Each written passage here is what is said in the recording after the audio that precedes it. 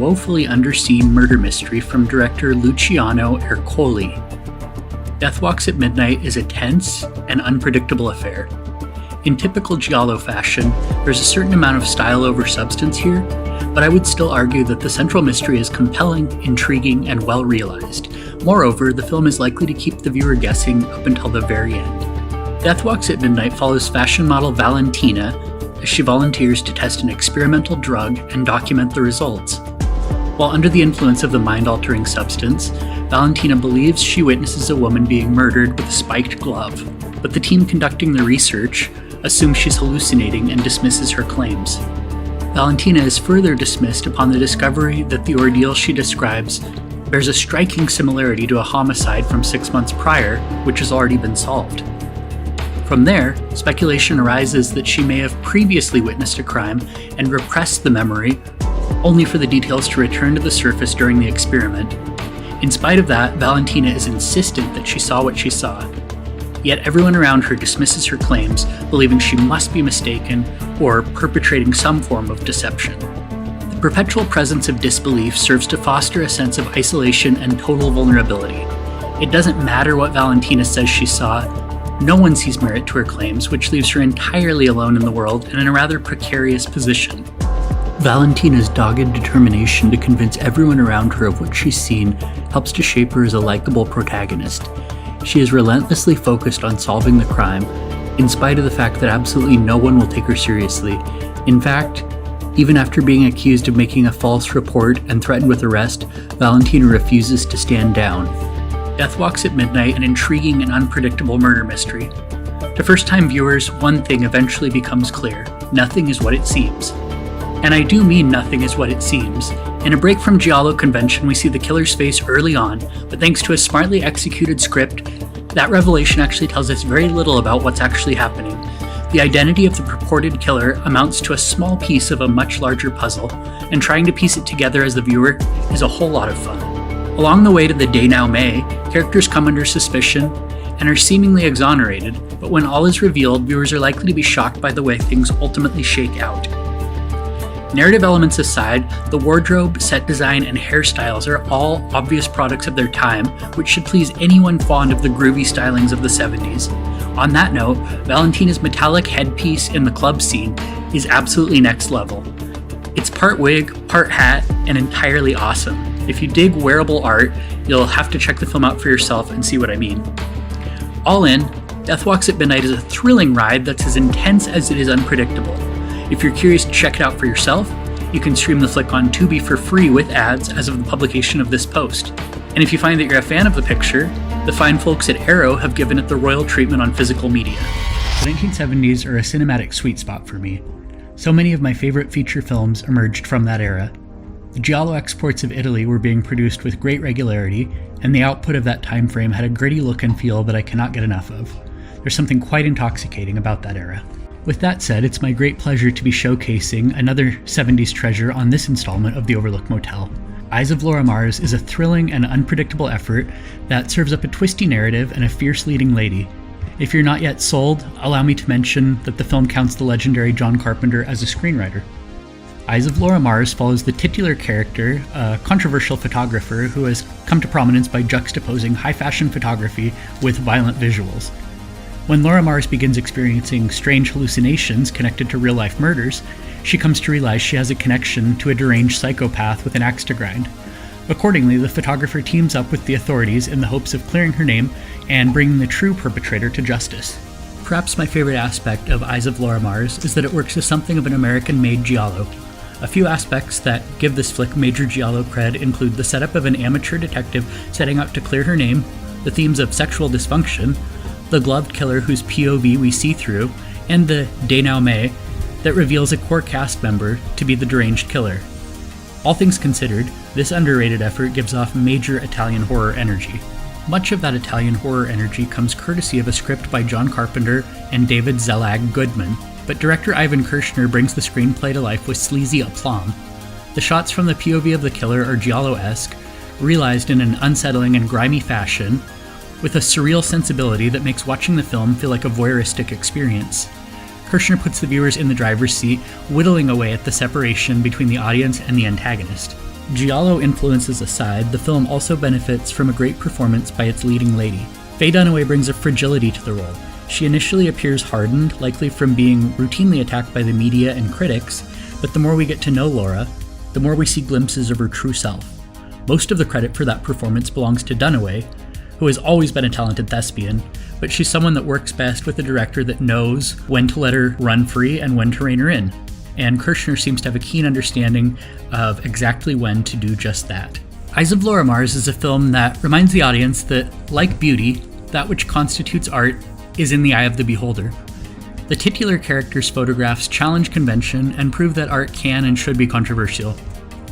There is certainly a case to be made for the work of the titular character being exploitative of women, and being a man, I can't offer the final word on that, but my take, for what it's worth, is that seeing that type of imagery from the perspective of a female character allows for more nuanced commentary on gender and the female experience. In fact, Laura actually weighs in on that at one point during the film. All in, Eyes of Laura Mars is a gritty and thrilling good time that is ready to be rediscovered by a new generation. If you're game to check it out, you can watch it free with ads on Tubi as of the publication of this post. I'm back on one of the scariest made-for-TV horror films of the 20th century.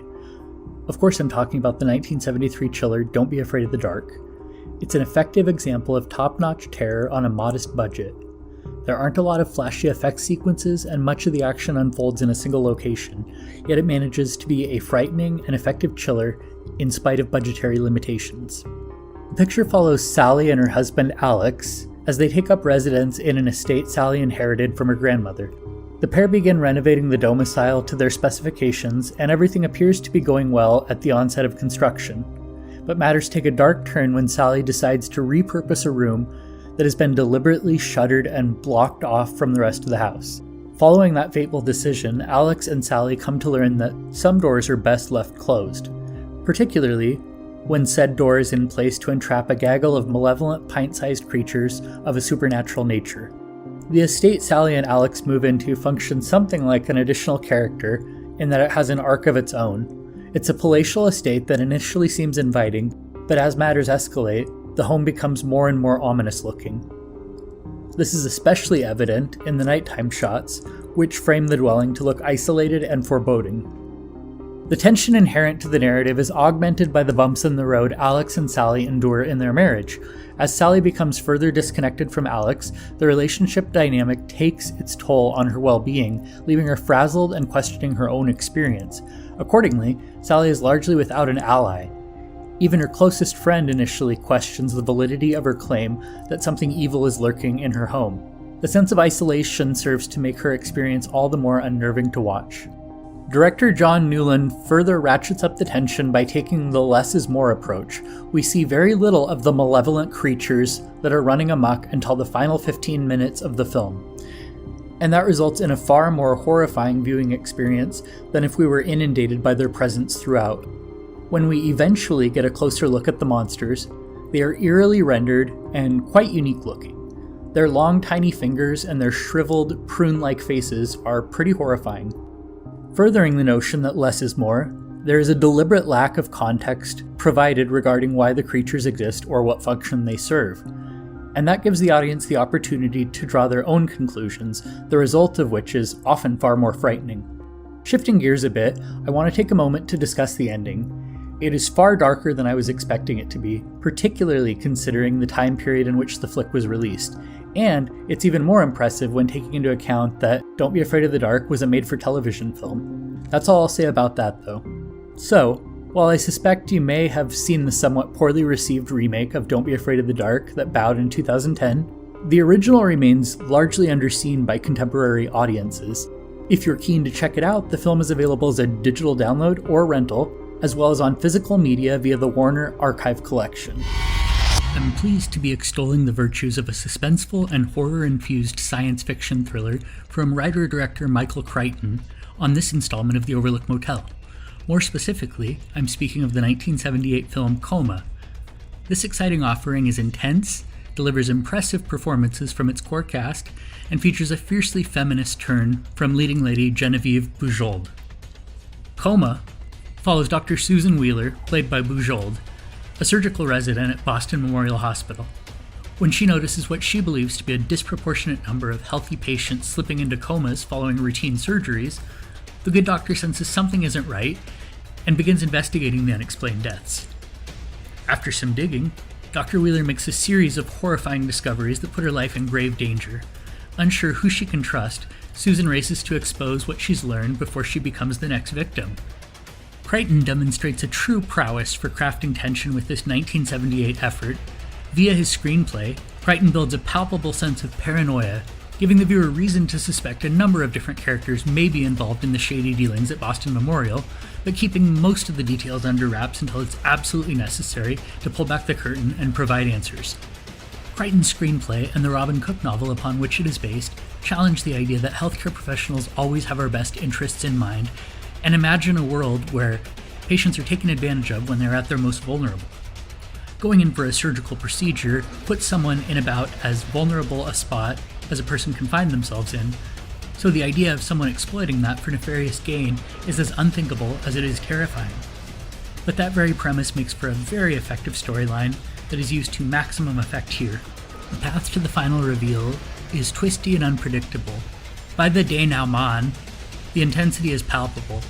Crichton effectively utilizes jarring camera work, a sinister score, and rampant paranoia to pull the viewer into a dizzying narrative that grows more unnerving with each passing sequence.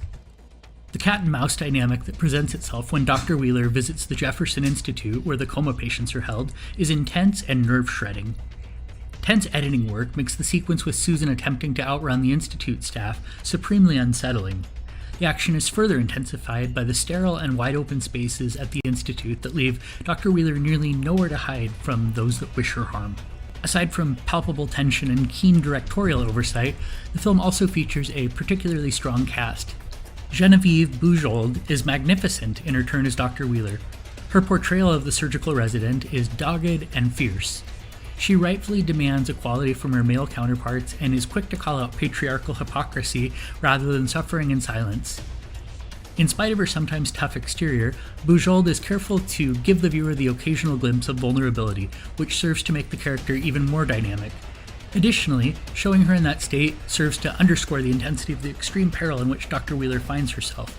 That combination makes her a protagonist that is easy to invest in. Michael Douglas is also effective as Susan's partner, Dr. Mark Bellows. Douglas turns in a believable and nuanced performance that sees him coming across as likable and potentially genuine. However, subtleties in his portrayal may give the viewer reason to question his intentions before all is eventually revealed. Coma was reimagined for television in 2012 with Lauren Ambrose in the lead role. Sadly, I found that iteration to be sluggishly paced and unable to rise to the level of its predecessors or the source material from which it was adapted. As of the publication of this post, Coma is available to stream on HBO Max and is also available as a digital rental or on physical media. This week, I'm shining the spotlight on the all-but-forgotten made-for-TV movie Bad Ronald. I look at Bad Ronald as an early example of low-budget filmmaking done right. Director Buzz Kulik doesn't need a lot of flashy set pieces or elaborate effects sequences to appeal to his audience. Instead, he focuses on building atmosphere and creating a mounting sense of dread that continues to build throughout the picture's breezy runtime. The film follows Ronald Wilby, a young man whose classmates taunt him and make cruel jokes at his expense.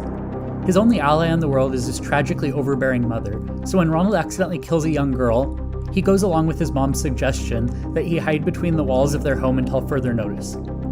When Ronald's mother passes away following a visit to the hospital, the home sells, but Ronald continues to live between the walls, spying on the new family as he loses his grip on reality. Lying in wait, Ronald eventually begins to fixate on one of the home's new occupants, leading to a tense and harrowing showdown. Bad Ronald largely succeeds on the strength of its lead character. Scott Jacoby gives a layered performance in his turn as Ronald. He brings the character to life in a sympathetic manner that helps us to see Ronald as a victim of circumstance, and that's of paramount importance seeing as how the picture unfolds primarily from Ronald's perspective. Ronald isn't evil in the conventional sense. He desperately wants to make his mother happy, and she preys on his devotion and uses it to control him. In that sense, Ronald is something of an anti-hero. The dynamic with his mother makes it easy to understand why Ronald is the way he is. It's clear she has contributed to her son's awkward and uneasy nature by isolating him from the outside world. Accordingly, the other children don't like him. And that sees Ronald running back into the arms of his mother. On some level, conscious or not, that's exactly what she wants. So, when Ronald suggests turning himself in, his mom uses her influence over her son to keep him from coming forward. The idea that he wanted to do the right thing makes him far more palatable than if he were the cold and calculating type. I will admit that making Ronald the lead character is a bit unorthodox, but it works to great effect here. I find myself feeling ill at ease for the family Ronald is spying on, but I feel even more unsettled knowing that Ronald might be found out at any moment. The idea that he is in constant danger, combined with the claustrophobic unease which comes from the lead character living in a crawl space, serves to amplify the tension. It's quite literally as if the walls are closing in on the young man. Ultimately, Bad Ronald is an atmospheric and spooky offering. The idea of moving into a home with a killer living inside the walls is pure nightmare fuel. Although this made-for-television film can be a bit rough around the edges at times, it gets a lot right and manages to be genuinely creepy in spite of budgetary constraints. As of the publication of this post, Bad Ronald is available to purchase on DVD and Blu-ray via the Warner Archive Collection.